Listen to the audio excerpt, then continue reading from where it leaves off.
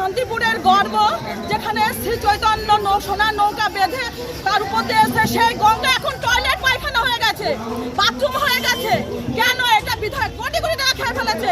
শুধু তাই না, কলেজের গাছগুলো বিক্রি করেছে। দেখুন, এক একটা কলেজের গাছ কত লক্ষ টাকা করে গেছে, এবং নদী খনন তো করেনি। বছর দিনে এগুলো হিসাব দিত। উনি আসছে না কেন? পুরসভায় আসুক, একজন বিধায়ক বোঝক বলে আসুক। ধর্মের নামে দোহাই দিয়ে কোটি কোটি টাকা আত্মসাৎ করবে ওর বাবারও। আর এই যে 22টা কাউন্সিলর পদত্যাগ না করলে আমরা আগামী দিন এদেরকে ঘোড়া থেকে বের করবো, গলায় দড়ি বাঁধাবো, মাজায় দড়ি বাঁধাবো, লাথে মারতে মারতে রাস্তাতে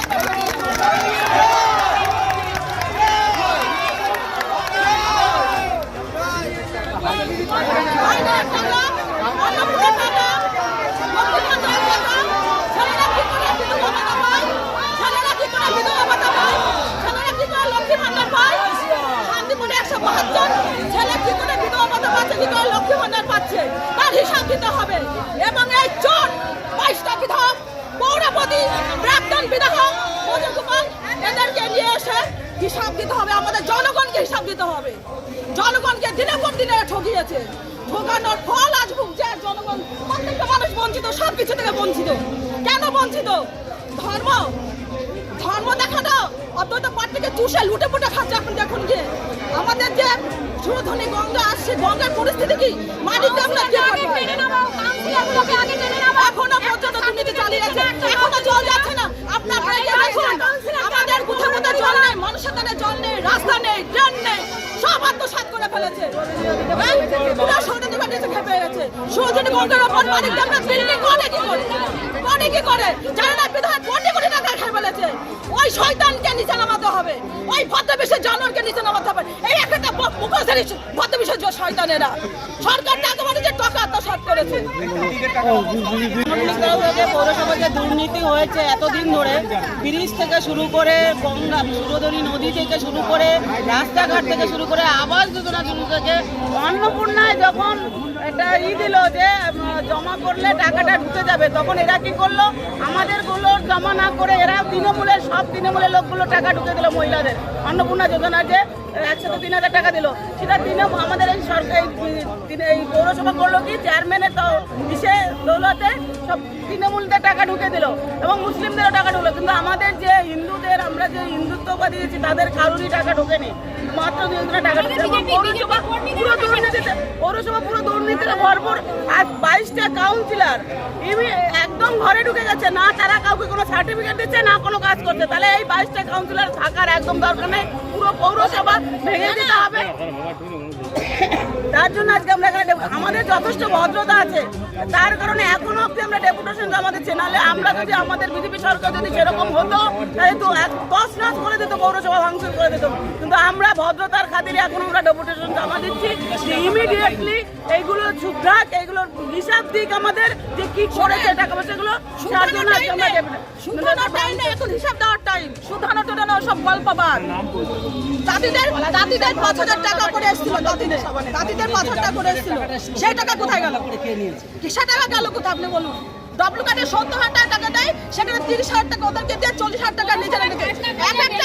আপনার প্রতিদিনের প্রয়োজনে আমাদের পরিষেবা দাদা ভাই সার্ভিস সেন্টার। দাদা ভাই সার্ভিস সেন্টারে অভিজ্ঞ ও সুদক্ষ মেকানিক দ্বারা AC, fridge, washing machine, geyser, micro oven, laptop, printer, induction সমস্ত রকম জিনিস সারানো হয়। সেই সাথে সিসি ক্যামেরা লাগানো ও ফোন সারানোর ব্যবস্থাও আছে। দাদা ভাই সার্ভিস সেন্টার, ঠিকানা রানাঘাট সড়ক পাড়া, এগিয়ে চলো সংঘের বিপরীতে দাদা ভাই সার্ভিস সেন্টার। মোবাইল 8250323968 এবং 9832280049। দাদা ভাই সার্ভিস সেন্টার। বিদেশ থেকে লোক আসে, সুরধনী গঙ্গা মাটি নিয়ে চলে যায়। যে সুরধনী গঙ্গায় আমরা ঐতিহাসিকভাবে পড়েছি ভগবান শ্রীকৃষ্ণ তার গৌর রূপে এইখান থেকে সোনার নৌকা নিয়ে এসেছে, সেই থেকে সুরধনী আবার পবিত্র। কিন্তু সেই সুরধনী গঙ্গা ব্রজগোপালের বাবা কোটি কোটি টাকা মানিক দেবনাথের কাছ থেকে নিয়ে সেই সুরধনী গঙ্গার উপর বড় বড় বিল্ডিং তৈরি হচ্ছে, এবং সেই বিল্ডিং এর টাকা মানিক দেবনাথ করছে। শুধু মানিক দেবনাথ না, আপনি দেখবেন ওই যে সুরধনী গঙ্গা শেষ পর্যন্ত সব বাড়ি তৈরি হয়ে গেছে, ছোট্ট একটা নেল তৈরি হয়েছে, ছোট্ট একটা নেল। আপনি বলুন যদি বন্যা হয় তাহলে তো 22 কলোনির লোকটা পুরো ডুবে যাবে, ওখানে জলে পাস হওয়ার জায়গা নেই আর। হ্যাঁ, 22 কলোনি থাকা পড়া পুরো ডুবে যাবে জলের তলায়, পাস হওয়ার জায়গা জল কি করে পাস হবে? সেটা একবার মেন কথা। গঙ্গা খনন করে বিল্ডিং হয়ে গেছে, এত বড় দুর্নীতি এই ব্রজগোপাল। এখন তো আপনাদের সরকার, আপনাদের বিধায়ক, আমাদের অবশ্যই কি করবেন ভাবছেন? এবার আমরা বিধায়ক এবং শুধু তাই না, আমাদের এমপি আমাদের মুখ্য শুভেন্দু অধিকারীর কাছে যাব, যেখানে যেতে হবে আমাদের পুনরায় সুরধনী গঙ্গা আমাদের ফিরিয়ে দিতে হবে। আমাদের ওটা গৌরব, আমাদের ধর্মের গৌরব। সে ধর্মটাকে আঘাত করেছে বৌদ্ধ কিশোর তার বাবা।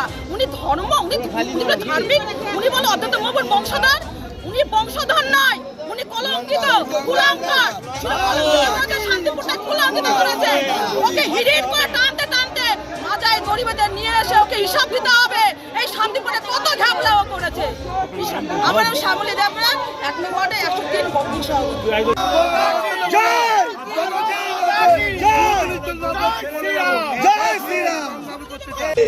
আপনারা দিনের পর দিন মানুষকে হয়রানি করেছেন, মানুষকে ভয় দেখিয়েছেন, মানুষকে অত্যাচার করেছেন, মানুষের কাছ থেকে কাটমানি খেয়েছেন। তার অবসান ঘটেছে মে মাসের 4 তারিখে। পশ্চিমবাংলার জনগণ, আপনাদের যে তৃণমূল আছে, এখন যদিও দুটো তৃণমূল, আপনাদের পৌরসভা, আপনার ঋতব্রত তৃণমূল, কালীবাড়ির তৃণমূল, যেই তৃণমূল করে থাকুন, তাদের বিরুদ্ধে অত্যাচারিত হয়ে মানুষ আমাদের ভারতীয় জনতা পার্টিকে ক্ষমতায় নিয়েছে। আর আমরা যেদিন থেকে আমাদের মুখ্যমন্ত্রী মাননীয় সুরেন্দ্র ফ্রিতে বাসের ব্যবস্থা করা সহ জনকল্যাণ শিবির সহ একাধিক কাজ তিনি করে চলেছেন। আজকে সারা শান্তিপুর জুড়ে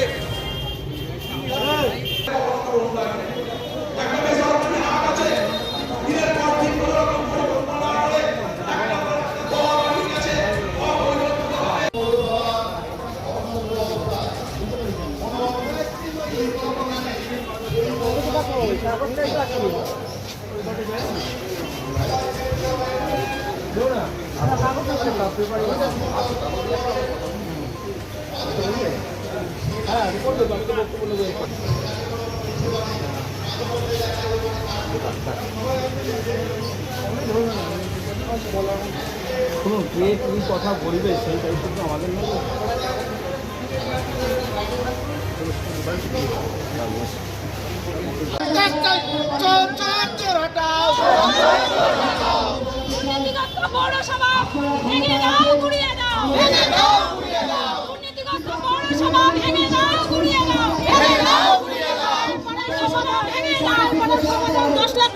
হিসাব দিতে হবে, প্রত্যেকটা কাউন্সিলরকে 10 লক্ষ টাকা হিসাব দিতে হবে। এবং যদি না দিতে পেরেছে চল রাস্তা আজ থেকে 34 বছর আগে যেমন ছিল শান্তিপুর তেমনই আছে।